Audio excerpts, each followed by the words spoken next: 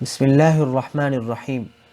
قریش میں یہ دستور تھا کہ ماں بچے کو خود دودھ نہیں پلاتی تھی، بلکہ دوسری قبیلوں اور بستیوں سے دودھ پلانے والیاں آ کر اجرت پر بچوں کو دودھ پلانے کے لیے لے جاتی تھی۔ حضور اکرم صلی اللہ علیہ وسلم نے شروع میں کچھ دن اپنی والدہ کا دودھ پیا۔ اس کے بعد جناب آمنہ نے حضور کو ایک عورت صوبیہ کے سپرد کر دیا تاکہ جب تک دائیاں بچوں کو لینے آئیں اس وقت تک صوبیہ آپ کو دودھ پلائیں۔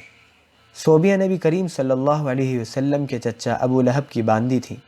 جب ابو لہب کو صوبیہ نے نبی کریم صلی اللہ علیہ وسلم کی پیدائش کے بارے میں بتایا تو اس ابو لہب نے خوشی کی وجہ سے صوبیہ کو آزاد کر دیا۔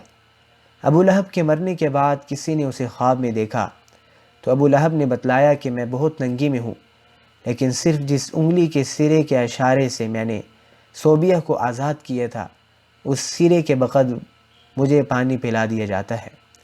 صوبیہ نے حضرت حمزہ رضی اللہ عنہ کو بھی دودھ پلایا تھا۔ اس طرح حضرت حمزہ رضی اللہ عنہ نبی کریم صلی اللہ علیہ وسلم کے رضاعی بھائی بھی ہیں۔ صوبیہ نے کچھ دن محمد صلی اللہ علیہ وسلم کو دودھ پلایا۔ اس کے بعد قبیلہ بنی سعد کی دودھ پلانے والی عورتیں پکا پہنچ گئیں اور انہوں نے آ کر قریش کے گھروں سے اپنے لیے بچے حاصل کرنے شروع کر دیے، مگر عبد المطلب کے گھر کوئی دایا نہیں آئی کیونکہ یہ کوئی امیر آدمی نہیں تھے۔ دوسرا، ان عورتوں نے خیال کیا کہ اس بچے کا باپ زندہ نہیں ہے، اس لیے ہمیں کچھ زیادہ انعام نہیں ملے گا۔ اسی طرح ہر عورت کو ایک ایک بچہ مل گیا۔ صرف ایک دایا ایسی رہ گئی جسے کوئی بچہ نہ ملا۔ یہ دایا حلیمہ بنت زویب تھی۔ حلیمہ کو بچہ نہ ملنے کا بہت رنج تھا۔ انہوں نے اپنے شوہر سے کہا، مجھے اس بات سے بہت لاج آتی ہے کہ میں اپنی ہم جھولیوں کے ساتھ خالی ہاتھ واپس جاؤں۔ اب میں اس یتیم بچے کو ہی لے کر آتی ہوں، کیا خبر خدا ہمیں اسی کے ذریعے برکت عطا فرمائے۔ اس کے بعد وہ اسی وقت جناب آمنہ کے پاس گئیں اور اس مقدس بچے کو لے کر آ گئیں۔ حلیمہ بہت غریب اور کمزور عورت تھیں۔ ان کی چھاتیوں میں اتنا کم دودھ ہوتا تھا کہ خود ان کے بچے کا پیٹ نہیں بھرتا تھا۔ جب وہ حضور کو لے کر آئیں تو انہوں نے اپنی سوکھی ہوئی چھاتی آپ کے منہ سے لگا دی، مگر اس وقت حلیمہ کی حیرت کی کوئی انتہا نہیں رہی جب انہوں نے دیکھا کہ ان کی چھاتیوں سے اس قدر دودھ آ رہا ہے کہ بچے کو دھسکا لگنے کا ڈر ہوتا تھا۔ پھر اور تعجب کی بات یہ تھی کہ حضور نے سیر ہو کر دودھ پیا اور اس کے بعد حلیمہ کے بچے نے بھی پیٹ بھر کر پیا، حالانکہ ہمیشہ حلیمہ کے دودھ سے ایک بچے کا پیٹ بھی نہیں بھرتا تھا۔ پھر حلیمہ کے شوہر اپنی اونٹنی کا دودھ دوہنے بیٹھے۔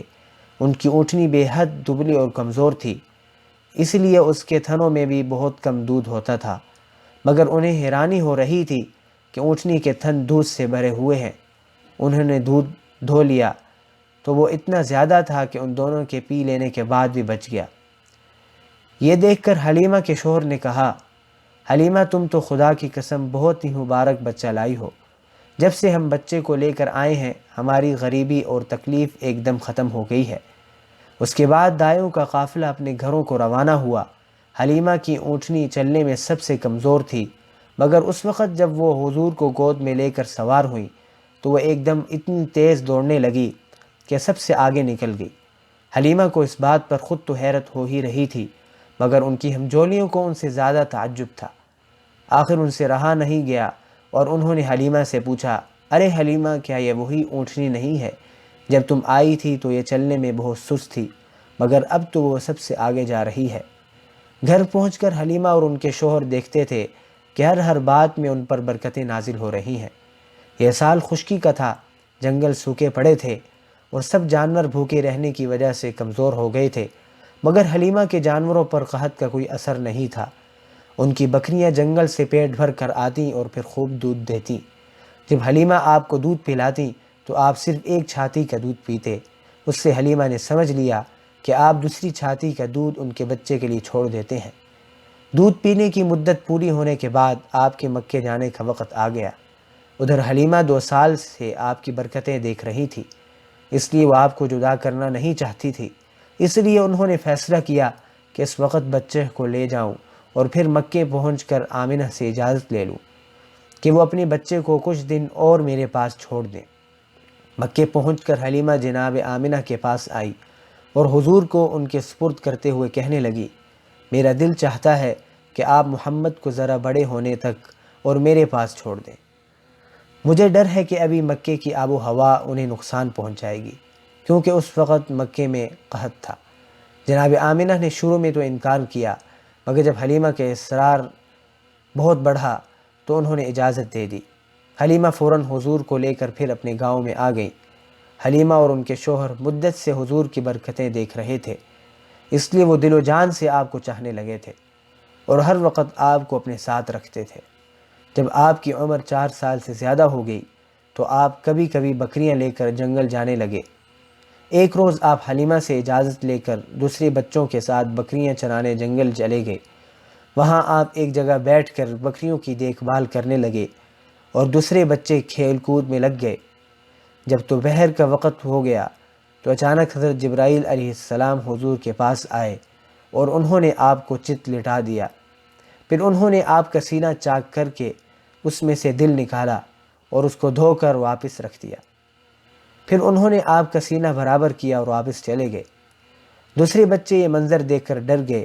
وہ سب سیدھے دایا حلیمہ کے پاس پہنچے اور انہوں نے بتایا کہ کسی نے محمد صلی اللہ علیہ وسلم کو قتل کر دیا۔ وہ دونوں یہ سنتے ہی بدحواس ہو کر حضور کے پاس آئے۔ دیکھا تو آپ جنگل میں ڈرے ڈرے سے کھڑے ہیں۔ حلیمہ کے شوہر نے ایک دم آپ کو اپنے سینے سے لگا لیا اور چمکار کر اصل بات پوچھی۔ آپ نے انہیں بتلایا کہ میرے پاس ہی 2 آدمی آئے، انہوں نے مجھے پکڑ کر سیدھا لٹایا، پھر انہوں نے میرا سینہ چاک کر کے کوئی چیز نکالی اور دوبارہ سینہ برابر کر کے چلے گئے۔